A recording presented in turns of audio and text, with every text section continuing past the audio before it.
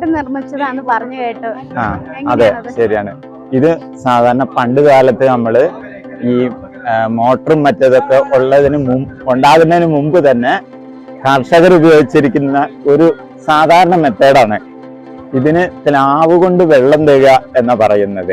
ഇതുകൊണ്ട് വെള്ളം തേകിയാണ് നമ്മൾ നെൽകൃഷി ചെയ്തുകൊണ്ടിരുന്നത്. ഇതിന് സാധാരണ മുളയാണ് ഉപയോഗിക്കുന്നത്.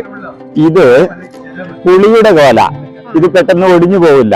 ഇതിന്റെ വെയിറ്റ് പകുതി അവിടെയും പകുതി ഇവിടെ ആയിട്ടാണ് വരുന്നത്. അപ്പൊ ഇതിന്റെ ഭാരം പകുതിയായിട്ട് കിട്ടും.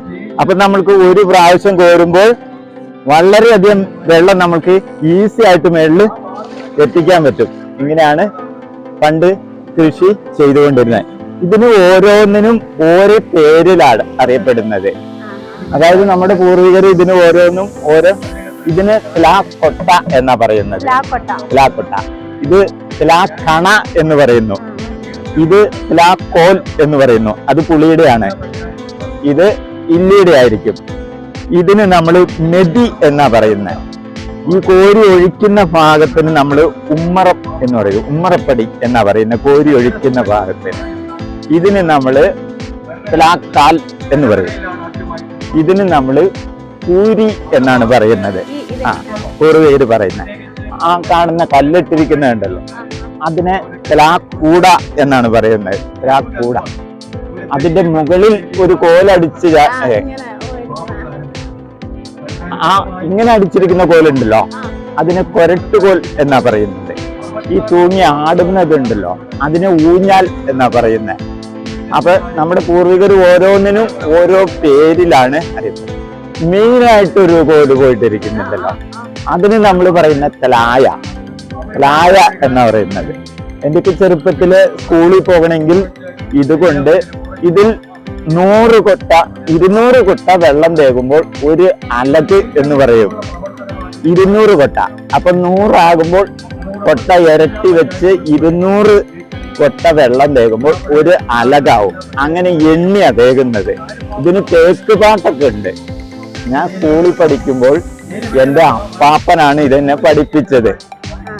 ഞാൻ അന്നത്തെ ഓർമ്മ വെച്ച്, ഇപ്പൊ ഇവിടുത്തെ ജീവനക്കാരനാണ്, അന്നത്തെ ഓർമ്മ വെച്ച് ഞാനിത് എല്ലാ ഫെസ്റ്റിനും ഉണ്ടാക്കി വെക്കാറുണ്ട്. ഇത് കഴിഞ്ഞ ഫെസ്റ്റിനും ഉണ്ടാക്കി വെച്ചതാണ്. അതില് ആ ഇല്ലിമുള നല്ല മൂത്തതാണെങ്കിൽ നമുക്ക് 2-3 വർഷമൊക്കെ ഇത് ഉപയോഗിക്കാം. ഇപ്പൊ മോട്ടറും മറ്റു സൗകര്യങ്ങളും ഒക്കെ വന്നത് കൊണ്ട് ഇതിന്റെ ആവശ്യമില്ല. കുട്ടികൾക്ക് ഇത് കാണുമ്പോൾ കൗതുകമാണ്. ഇതുകൊണ്ട് ആണ് അന്ന് ഏറ്റവും വലിയ കായിക അധ്വാനമാണ് ഇത്. വെളുപ്പിന് 4 മണിക്കാണ് ഇത് സ്റ്റാർട്ട് ചെയ്യുന്നത്. എന്നിട്ട് ഒരു 7 മണി വരെ തേകി നമ്മൾ കണ്ടങ്ങളൊക്കെ നിറച്ചതിന് ശേഷമാണ് മറ്റ് പണികൾക്ക് പോകുന്നത് പൂർവികരെല്ലാം. അപ്പൊ ആ ഒരു ഓർമ്മ പുതുക്കാൻ വേണ്ടി ഇപ്പോഴത്തെ തലമുറ ആ പഴയ ഓർമ്മ വെച്ച് ഉണ്ടാക്കി വെച്ചതാണ്.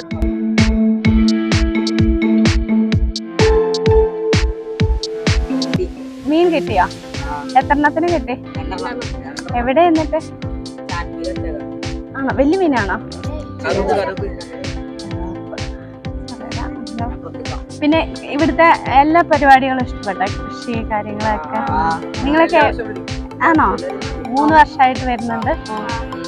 ഇവിടെ എവിടെ പഠിക്കുന്ന? ആ